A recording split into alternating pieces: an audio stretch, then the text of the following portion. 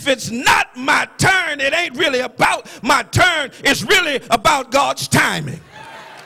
When it's God's time, it doesn't matter that it's not your turn, because in the wisdom of God, his timing is always right time.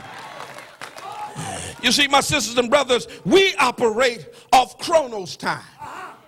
Hours and minutes and seconds, and we count the clock and the years and the months as they pass by. But God operates off of Kairos time, and Kairos time is the opportune time. It's the right time. God knew that he couldn't bring you into your promise back then because you weren't ready then.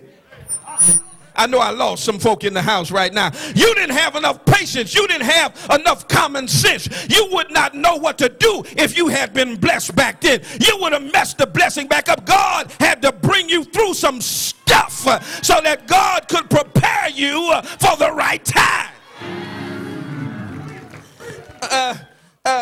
My grandmama used to bake, and when I was a little boy, and what she would do, she would send us to the oven to check the cake.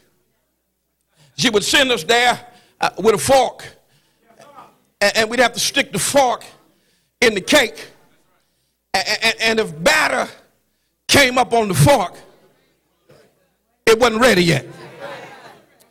But if the fork came up clean, the cake was ready. Now, if you had taken the cake out before it was ready, and you tried to cut a piece, the piece would not be firm enough to stand up on its own because it was still soft and liquefied on the inside. The problem with many of us is we can't stand the heat of the oven. It's too hot in this oven. It's too dark in this oven. It's too confined and constraining in this oven, and we want to get out the oven before we're done. And so when the knife of adversity enters our life, we can't stand up on our own. You ought to touch somebody and say, stay there in the oven until God get through with you.